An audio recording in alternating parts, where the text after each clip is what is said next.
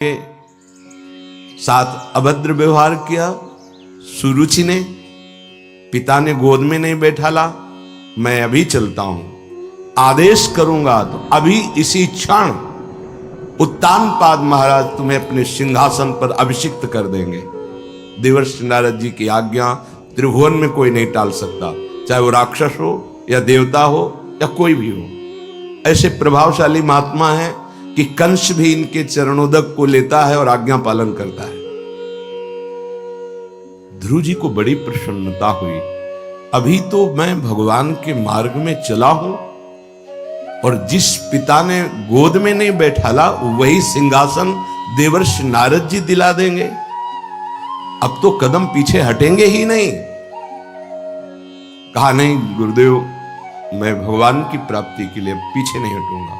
तो बेटा वहां मधुपुरी यही मथुरा में बहुत जंगली जानवर हैं, मच्छर हैं, सर्प हैं, बिच्छू हैं, तुम्हारा सुकोमल राजकुमार शरीर तुम कैसे सहोगे? नहीं नहीं, तुम भजन ही करना है तो महल में करो।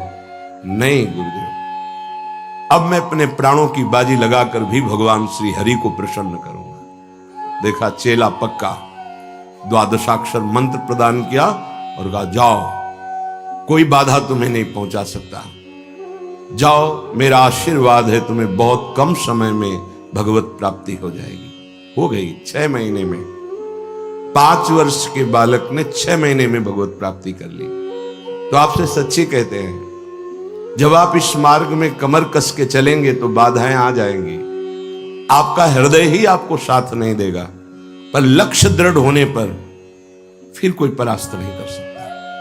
मैं नहीं जानता कि भगवद आनंद क्या है, मैं नहीं जानता श्यामा श्याम कैसे मिलेंगे, पर अब इसमें मैं खींच लिया गया, अब कदम पीछे नहीं। अगर गिरूंगा भी तो इसी मार्ग में, उठूंगा तो फिर इसी मार्ग में, चलूंगा तो इसी मार्ग में, जीऊंगा तो इसी मार्ग में। अब ये हरि जाने कैसे चलाएंगे, पर इस मार्ग के सिवा मेरा कोई उद्देश्य नहीं। बस वो साधक निकल जाएगा। श्रीपाद कह रहे हैं, देखो इसे फिर समझ लीजिए, जलना पड़ेगा, सहना पड़ेगा, तभी आपका हृदय उस चिदानंद रस का रसास्वादन करने योग्य बनेगा। इसके लिए तैयार हो जाइए, पीछे मत हटिए। ये थोड़ी सी जलन बहुत आनंद प्रदान करने वाली बनेगी। जब एक अस्त्र तैयार करना होता है किसी लोहे से, तो पहले उसको आग में तपाया जाता है, फिर उसे घन के ऊपर रखकर बड़े कठोर हथौड़े से चोट दी जाती है और उसके मुंह को कुचला जाता है, फिर वो एक धार बनती।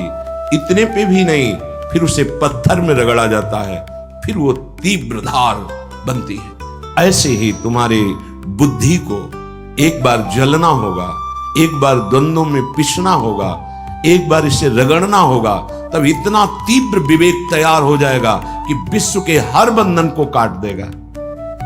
तैयारी पक्की रखो। आपका दृढ़ निश्चय होना चाहिए कि आप कोई परवाह नहीं, चाहे जितना कष्ट पड़े, भगवत मार्ग में मैं पीछे नहीं हटूंगा। तो सही पूछो, आप जगत बंधनी हो जाएंगे, कोई कष्ट आपको रह ही नहीं जाएगा। और भगवान अपने भक्त की ऐसे रक्षा करते हैं। करूं सदा तिनके रखवारी, जिम बालक राखे महतारी। आनंद समुद्र जब ऐसे लिए हैं गुरुदेव की, जब हम पर कृपा दृष्टि, तो हमें कौन सा कष्ट असहनीय हो सकता है? हम सब सहन कर सकते हैं, सब कुछ सहन कर सकते हैं, हंसते हंसते सहन कर सकते हैं। बस मन की सलाह पर हम न टूटे। वो सलाह देगा, आपको तोड़ना चाहेगा, आपके इष्ट से, आपके गुरु से आप टूटिएगा नहीं, आप धैर्यवान रहिए। श्रीपाद कह रहे हैं, दृष्टा दृष्टान विषयान विस्मर, रन्नो स्मर स्वभामपि ब्रह्म, ना विमुहि पर विभूत्या।